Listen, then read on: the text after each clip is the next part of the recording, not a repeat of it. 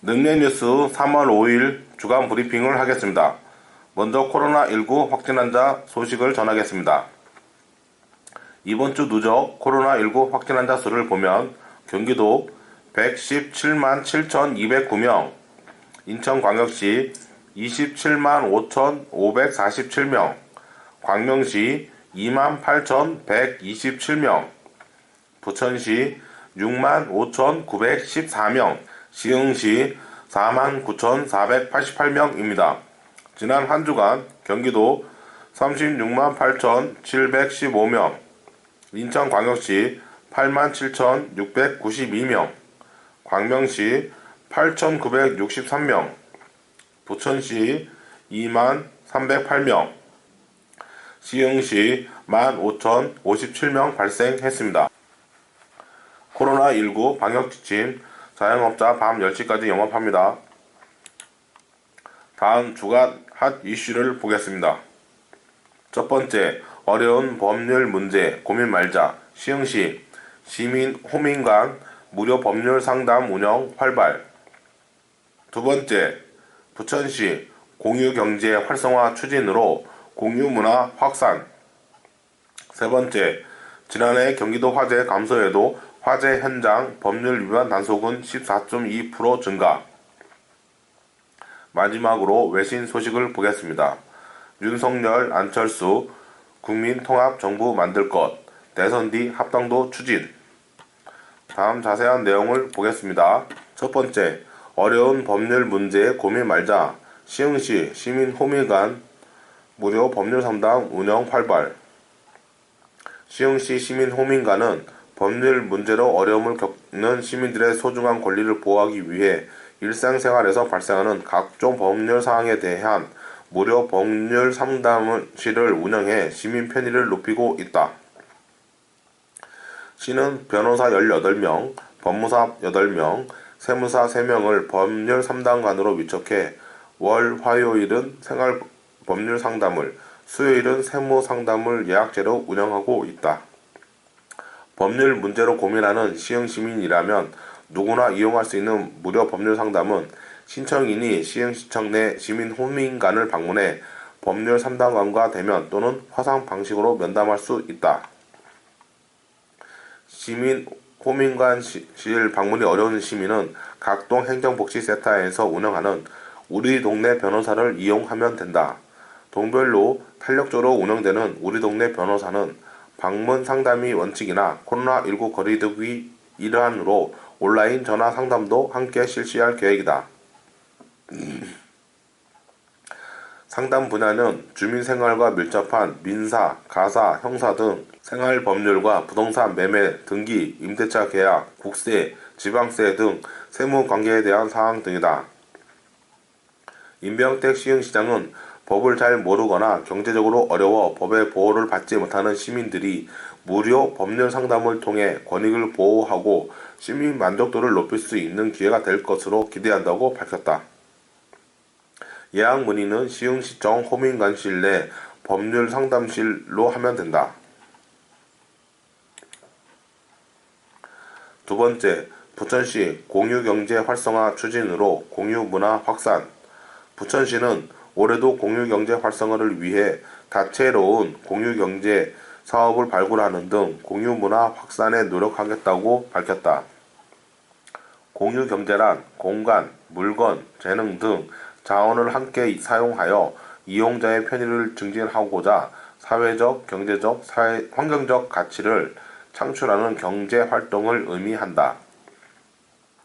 부천시는 그동안 휠체어 대여, 청년 면접장 정장 대여, 공공자전거 대여, 차량 공유, 도서 순회 대출, 청사 대관, 체육시설 대여, 주차장 공유, 무료 법률 상담, 스마트 시티 패스 앱 등 물품 공유, 공간 공유, 서비스 공유 사업을 지속적으로 펼쳐온 공을 인정받아 행정안전부 주관 2021년 공공자원개방 공유 서비스 실적평가에서 우수 지자체에 선정되는 성과를 일궈냈다. 특히 올해는 공유시설을 온라인으로 검색 이용할 수 있는 시스템인 공유 누리와 경기 공유 서비스 시설 외 다양한 자원을 등록, 확대하여 앞으로 시에서 공유하는 모든 자원을 시스템을 통해 이용할 수 있도록 제공할 계획이다. 현재 시스템에는 시설, 공간 위주로 부천시 총 194개의 자원이 등록되어 있는데 물품, 서비스 등의 자원까지 등록을 확대하면 시민이 공공자원을 각각의 사이트에서 일일이 찾아볼 필요 없이 한 개의 플랫폼으로 쉽게 정보를 검색하고 예약, 결제까지 편리하게 이용할 수 있을 것으로 전망된다. 아울러 시는 더 많은 시민이 공공자원을 이용할 수 있도록 홈페이지와 유튜브 등 다양한 소셜 미디어를 활용하여 홍보를 강화하고 민간 영역에 있는 공유 가능한 자원을 새로 발굴하는 등 부천시 공유경제 활성화에 박차를 가할 예정이다.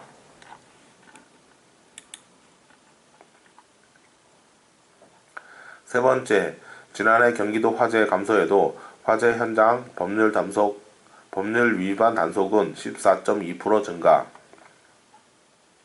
지난해 경기도 내 화재 발생 건수는 전년보다 감소했지만 화재 현장에서의 법률 위반 단속 건수는 증가한 것으로 나타났다.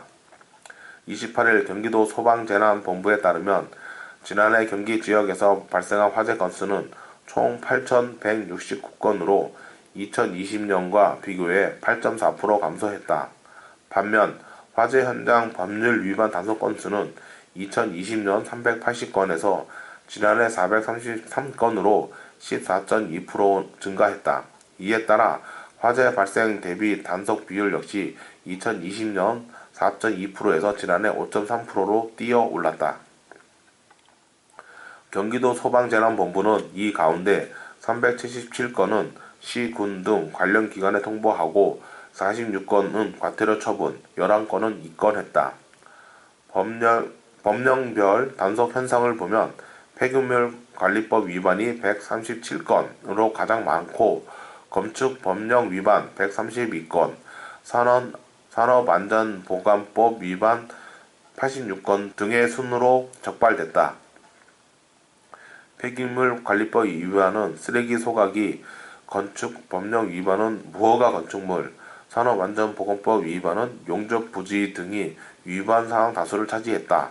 조창래 경기도 소방재난본부 재난대응과장은 화재 진압 이후 재발 방지 등을 위해 각종 법규 위반 행위를 적극적으로 적발한 결과 폐기물 관리법과 건축법 위반 사항이 지속적으로 증가하는 추세라며 화재 예방을 위해 화재 현장에서의 법률 위반 단속을 이어나갈 계획이다.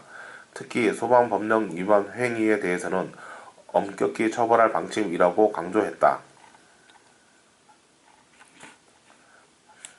다음 외신 소식을 보겠습니다.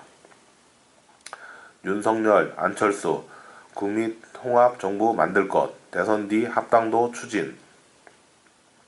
윤석열 국민의힘 대선 후보, 안철수 국민의당 후보가 오늘 후보 단일화를 전격 선언했습니다.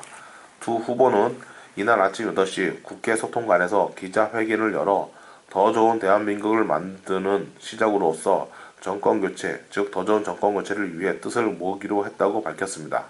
이들은 오늘 단일화 선언으로 완벽한 정권교체가 실현될 것임을 추호도 믿어 의심치 않는다면서 반드시 정권교체를 이뤄 오직 국민의 뜻에 따라 대한민국의 변화와 혁신을 위한 대전환의 시대를 준비해 나가겠다고 말했습니다. 그러면서도 저희 두 사람은 원팀이라며 서로의 부족한 부분을 메꿔주며 상호 보완적으로 유능하고 준비된 행정부를 통해 반드시 성공한 정권을 만들겠다고 했습니다. 두 후보는 저희 두 사람이 함께 만들고자 하는 정부는 미래지향적이며 개혁적인 국민통합정부라면서 국민통합정부의 키워드로 미래의 개혁, 실용, 방역, 통합을 제시했습니다.